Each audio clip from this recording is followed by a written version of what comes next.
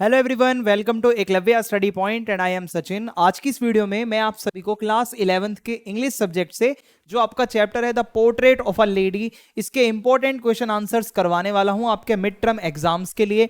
तो चलिए वीडियो को आगे बढ़ाते हैं। अगर आपकी कोई भी क्वेरी है तो आप इंस्टाग्राम पे मुझे मैसेज कर सकते हैं और फॉलो करना ना भूलें। यूजर नेम आप सभी के सामने लिखा हुआ है।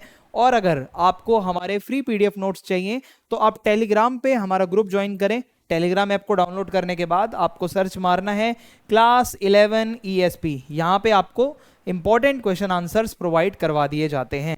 तो अब हम चलते हैं आगे अपने चैप्टर की तरफ। सबसे पहला क्वेश्चन है, how does the author describe his grandmother. जो the portrait of a lady chapter है, आपको पता है एक इसमें ऑथर खुशवंत सिंह है और उनकी ग्रैंड मदर है, तो उन दोनों के रिलेशन के ऊपर पूरा चैप्टर बेस्ड है। So how does the author describe his grand mother. तो जो ऑथर की ग्रैंड मदर है वो थोड़ी सी शॉर्ट है हाइट में, थोड़ी ओल्ड लेडी है और थोड़ी बेंट होकर चलती हैं। जैसे बुढ़ापा है तो भाई थोड़ा झुककर चलती हैं सहारा लेकर, और थोड़ी ओल्ड हैं, चेहरों पर झुर्रियां हैं, रिंकल्स हैं और सिल्वर वाइट उनके हेयर हैं, बाल सफ़ेद हो चुके हैं और वो इतनी बूढ़ी लगती हैं कि मानो उनकी अब तो मतलब वो कभी यंग रही ही ना हो। मतलब इतना बुढ़ापा उन पे आ गया है, उनका बहुत टाइम से तो फेस ही चेंज नहीं हो रहा, वो मतलब वैसी की वैसी ही हैं। ठीक है, आगे बढ़ते हैं अब हम। She was always dressed in a white sari. हमेशा वो एक सफ़ेद साड़ी पहनती है और ये आप समझ के चलो कि भाई मतलब बहुत ऐसा लगता है जैसे वो कोई संत महात्मा हो। सफ़ेद साड़ी, हमेशा प्रे करते रहना। शी हैड अ काम एंड कंपोज पर्सनैलिटी। बहुत काम एंड कंपोज हैं, शांत रहती हैं। ऑलवेज प्रेइंग, हमेशा प्रे करती रहती है और माला जपती रहती है। ठीक है, माला जपने को हम कहते हैं counting beats on her rosary, यानी कि अपनी वो माला को जपना। ठीक है, तो ये वो करती रहती हैं। फिर उसके बाद नेक्स्ट क्वेश्चन है हमारा, What kind of bond did the narrator share with his grandmother during his childhood? So during his childhood, जब खुशवंत सिंह अपने बचपन में थे तो वो बहुत क्लोज थे अपनी ग्रैंड मदर से, क्योंकि जो उनकी ग्रैंड मदर है वो बहुत इन्वॉल्व रहती थी खुशवंत सिंह के डेली रूटीन से। लाइक उसको उठाना सुबह सुबह जाकर और उसको प्रिपेयर करना स्कूल के लिए, उसके साथ स्कूल तक जाना, उसको छोड़ने। तो बचपन में जो उनका रिलेशन था वो बहुत अच्छा था, बहुत क्लोज था। और the school was attached to a temple. और जो खुशवंत सिंह का बचपन का स्कूल था उसके पास में ही एक मंदिर भी था। ठीक है, मंदिर से बिल्कुल अटैच था। और वाइल ही स्टडीड, जब खुशवंत सिंह स्कूल में होता था, पढ़ रहा होता था, तो उसकी जो ग्रैंड मदर है वो मंदिर में जाके प्रे करने लगती थी, प्रार्थना वगैरह करने चली जाती थी। ओके, फिर उसके बाद यहाँ पे है अगला point, they spent most of their time together. हमेशा बचपन में वो साथ ही रहते थे और बहुत ज़्यादा वो डिपेंड था जो खुशवंत सिंह है अपनी ग्रैंड मदर पे, क्योंकि वही उसको संभालती थी, देख रेख करती थी। अगला क्वेश्चन है, how did the relationship between the narrator and his grandmother change when they moved to the city. अब एक टाइम ऐसा आता है जब नरेटर के जो मम्मी पापा हैं वो उसको बुलाते हैं वापस सिटी में आ जाओ, क्योंकि अभी तक तो वो गांव में रह रहा था ना अपनी ग्रैंड मदर के साथ खुशवंत सिंह। तो अब उसके पेरेंट्स कहते हैं कि आप अपनी ग्रैंड मदर के साथ आ जाइए। अब जब वो शहर में शिफ्ट होते हैं सिटी में, when the narrator and his grandmother move to the city their relationship change. तो अब इनके बीच का जो रिलेशन है वो थोड़ा थोड़ा सा जो है वो चेंज होने लगता है। कैसे? Because the narrator started going to an English medium school. अब देखो, पहले तो वो गांव के स्कूल में जाता था, पास में मंदिर भी था, तो भाई उसकी ग्रैंड मदर छोड़ने के बहाने मंदिर चली जाती थी। लेकिन अब जो नया स्कूल था सिटी वाला, वो इंग्लिश मीडियम स्कूल था और अब नरेटर बाय बस जाता था, तो उसकी ग्रैंड मदर उसको छोड़ने नहीं जाती थी। And is grandmother's role in his life diminished, यानी कि ये समझ लो कि जो रोल बचपन में बहुत ज़्यादा था उसकी ग्रैंड मदर का, उसको जितना वो इन्वॉल्व रहती थी उसके डेली रूटीन में, उसको छोड़ के आना, उसको लेके आना, वो अब चीज़ें लिमिटेड हो गई, क्योंकि अब स्कूल बस आती थी और स्कूल बस ही छोड़ने जाती थी, लेने आती थी। So she know longer accompanied him. अब वो उनको कंपनी नहीं देती थी टू स्कूल। ठीक है, और उसको क्या है कि अब नए सब्जेक्ट पढ़ने होते हैं स्कूल में। जब वो जाता है साइंस पढ़ता है, म्यूज़िक पढ़ता है, वेस्टर्न एजुकेशन ज़्यादा होती है क्योंकि इंग्लिश मीडियम स्कूल था। और अब ये सारी चीज़ें ग्रैंड मदर को पसंद नहीं आती, क्योंकि ग्रैंड मदर थोड़ी रिलीजियस हैं, आपको पता है ना, वो हमेशा प्रे करती रहती हैं। तो उसको ये सब चीज़ें पसंद नहीं आ रही। इंग्लिश मीडियम स्कूल, बस साइंस साइंस पढ़ा रहे हैं, वेस्टर्न एजुकेशन ज़्यादा पढ़ा रहे हैं। सो वो बहुत ज़्यादा आइसोलेटेड रहने लगी, क्योंकि उनका जो ग्रैंड सन है जो खुशवंत सिंह है वो मोस्टली स्कूल रहता था और ये बेचारी अकेली रहती थी, आइसोलेटेड, और मोस्ट ऑफ द टाइम वो अपना या तो चरखा चलाती रहती थी या फिर प्रार्थना करती रहती थी, प्रे करती रहती थी। तो इस तरीके से उनका जीवन कट रहा था। नेक्स्ट क्वेश्चन है, what was the grandmother's attitude toward modern education? जो मॉडर्न एजुकेशन खुशवंत सिंह को दी जा रही थी सिटी के स्कूल में, उसको लेकर ग्रैंड मदर का पॉइंट ऑफ व्यू क्या था, एटीट्यूड क्या था? सो ग्रैंड मदर बहुत डिसअप्रूव करती है मतलब मॉडर्न एजुकेशन को। वो कहती है मॉडर्न एजुकेशन बहुत बेकार है, हमें अपने बच्चों को रिलीजियस एजुकेशन भी देनी चाहिए। और शी कुड नॉट अंडरस्टैंड और appreciate the subjects taught in the English school, और वो बिल्कुल भी अप्रिशिएट नहीं करती थी जो सब्जेक्ट्स पढ़ाए जाते हैं इंग्लिश मीडियम स्कूल्स में, जैसे साइंस है, इंग्लिश है। तो वो कहती हैं कि ये साइंस और ये इंग्लिश वगैरह में हमारा कल्चर, जो इंडिया का कल्चर है, वो सब नहीं पढ़ाया जाता, हमारे रिलीजियस बिलीफ्स को नहीं पढ़ाया जाता, तो ये सारी चीज़ें वेस्ट हैं। वो बिल्कुल भी इन सब्जेक्ट्स को अच्छा नहीं मानती थी।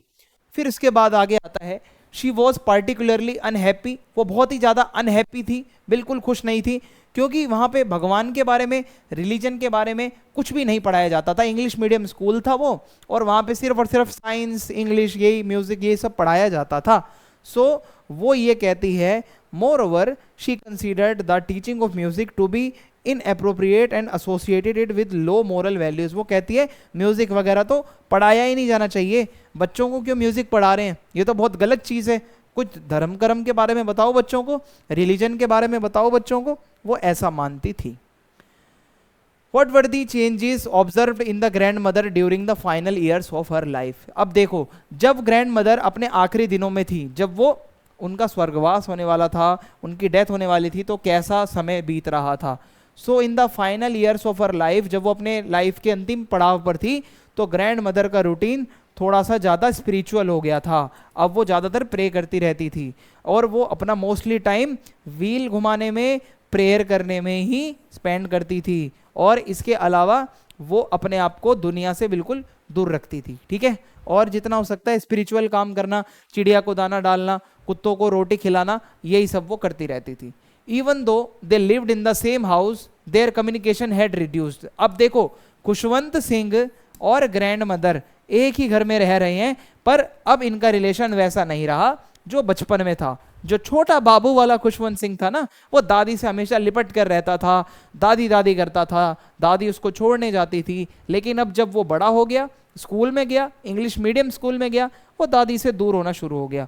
सो before her death she stopped speaking to anyone. अपनी डेथ से पहले वो किसी से भी बात नहीं कर रही थी, बिल्कुल चुप हो गई, सबसे बात करना बंद कर दिया, और मोस्टली वो प्रेयर करती रहती थी। और ऐसा लगता था कि अब उसने पूरी प्रिपरेशन कर ली है भाई स्वर्ग में जाने की, अब उसका सभी से मटीरियलिस्टिक चीजों से मन भर चुका है। नेक्स्ट क्वेश्चन है, what is the significance of the sparrows in the story?